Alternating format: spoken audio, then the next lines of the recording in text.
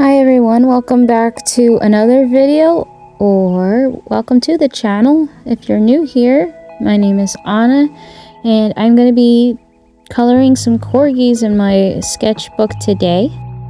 I thought I'd take a break from watercolors and use my Artify alcohol-based markers for this illustration, just because I wanted to try something new and in a different style, and maybe turn these guys into a sticker sheet later on. Let me know if you guys are interested in that, if you want to buy a corgi sticker sheet.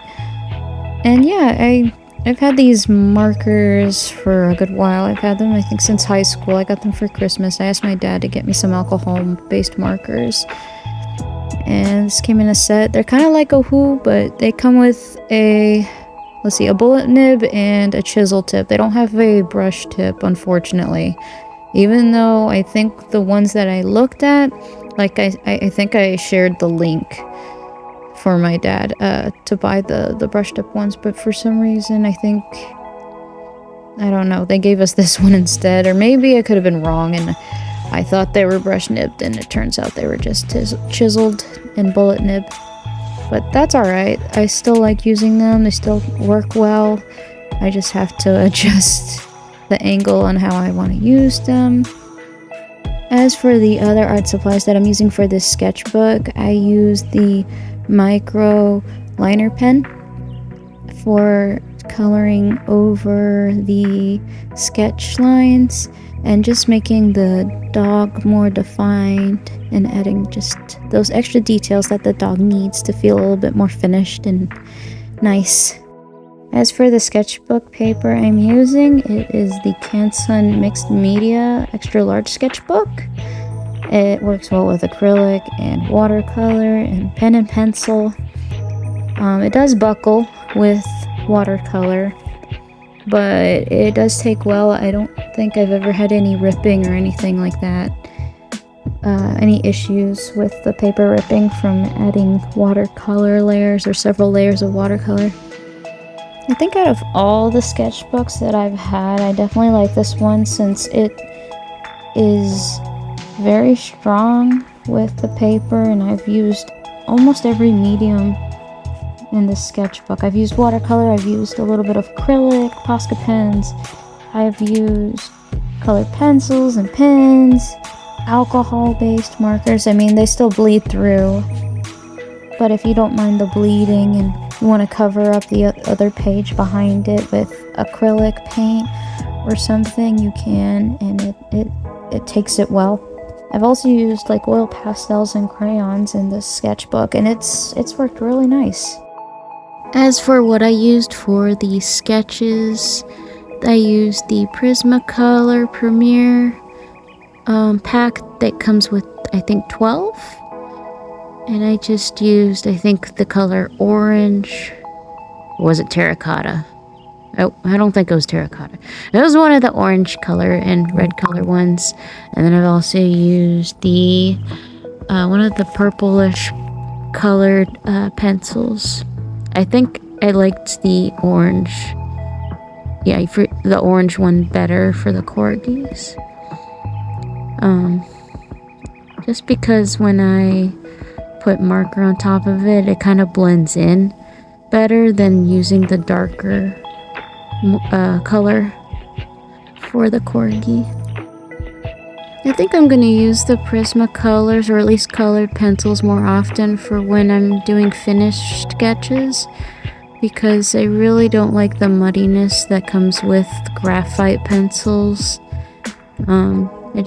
It makes the colors look dull and it just smudges, and if I use the colored pencils, they kind of blend in nicely with the painting or the illustration, whatever colors I use. And I just like the way it looks. It looks really nice. And yeah, I had so much fun with this illustration. Using the markers that I haven't used in years. Like I said before, I kind of have a bad habit of hoarding like art supplies and stuff. Like I have so many unpainted canvases that I bought from Michael's because they were having a sale, and that made me want to spend more money.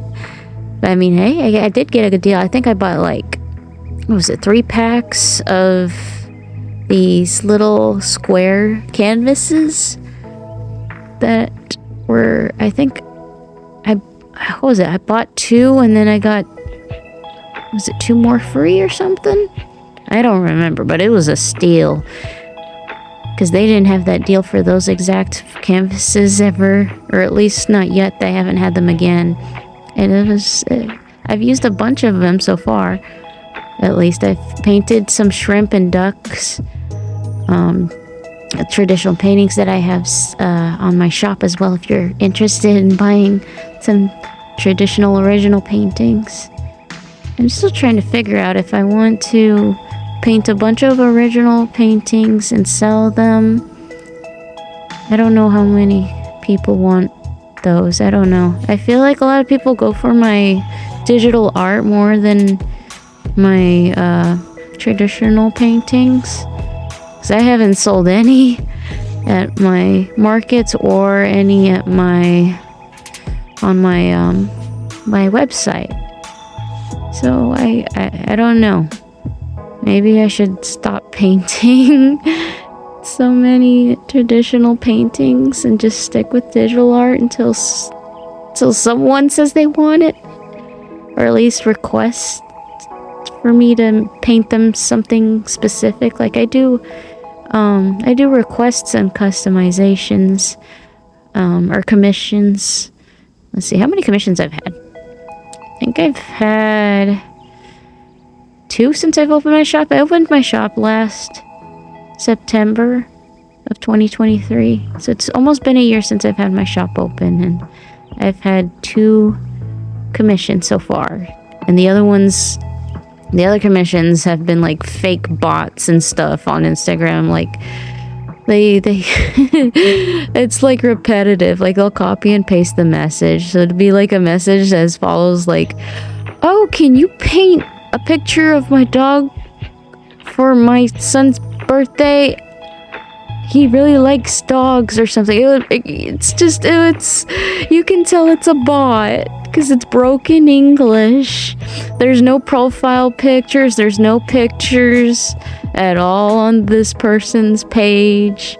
And I'm like, what are you doing? You're just wasting my time.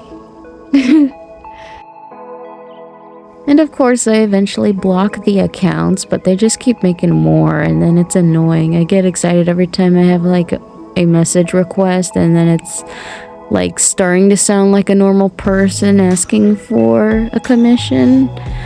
And sometimes I do get normal people, but unfortunately there's some weird people. Like the first one I got, this person wanted me to draw Dora, okay, in my style. I don't draw people, okay, and I haven't drawn Dora the Explorer since I was probably 5 years old. And so I was like, sure. I was like, man, I don't really know how to draw this, and it was kind of sketchy. They didn't, like, the persons didn't even say who it was for. This was a grown person. I thought, I was like, oh, they were gonna eventually mention, like, hey, this is a drawing for my daughter or something. No, they did not say anything about that. And so I started doing research. I'm like, okay, well, what kind of style do I want to do? Do I want to do a chibi style? And so I went to go look at what other people did for Dora art, and that was a huge mistake. So I didn't know, like, a lot of people apparently make inappropriate art about Dora the Explorer. Like, there's not really anything normal of the fan art. Like, everything's like crop tops and booty shorts, and they're making her look a lot more mature than she really is. Yeah, I'm not gonna say anything bad, but yeah, I was like, well, this doesn't help me in my case at all for like drawing this for this person. So I started thinking, I'm like, this person is a sicko. I think they're expecting me to draw something nasty. Now, I will say, as an artist, you're free to draw whatever the heck you want. Okay? But I'm just saying, like, that's not my thing, and that's okay. Everybody has their own type of thing they like to draw. But I was definitely not okay with drawing some person's, I don't know, but I'm not gonna say it, but you know. And so, I agreed to draw something. They never asked anything appropriate, but it was sketchy. And so, I asked them, okay, I have Venmo, and that's the only way I can pay right now. Is that okay? And they're like, no, can you pay through Cash App or some other thing? And unfortunately, I was like, oh, sorry, I don't have that. So yeah, that's the one little downside to me being able to accept payments is through Venmo, I think. And then my website. And this person was kind of being sketchy because they did not want to order through my website and buy their commission. So it's like, okay, something's up. So I ended up blocking the person because it was just a little weird. So yeah, aside from those experiences with commissions, I haven't received any more weird ones or normal commissions yet, but that's okay. I'm gonna remain hopeful, and eventually someone's gonna want to commission me, and it's gonna be a normal person, and yeah.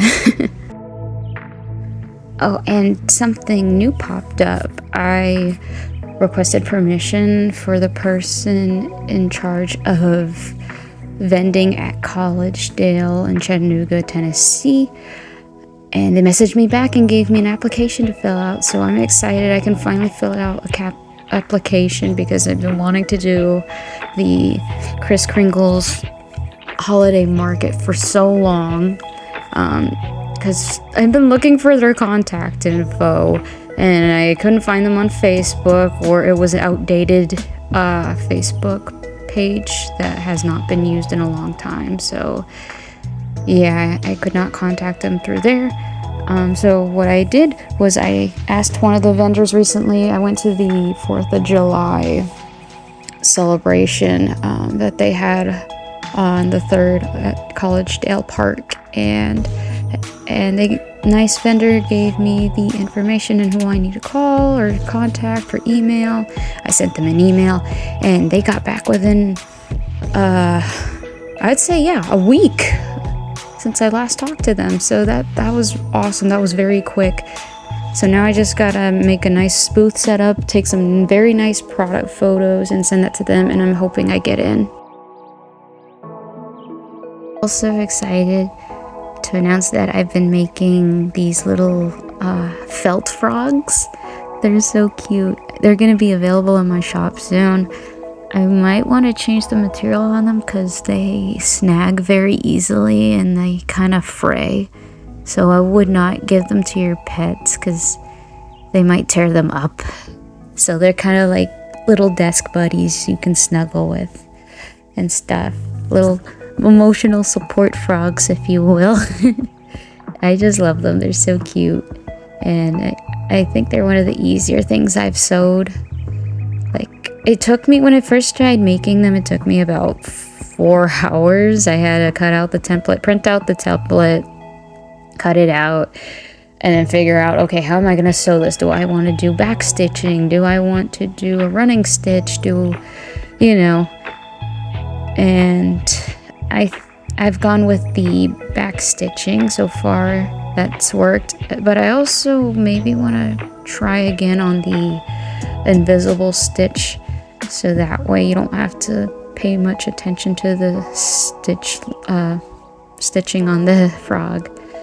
But I don't know, I'm not too bothered by it, but some people might be bothered by it, and so I want to make sure I'm making them look as nice as possible.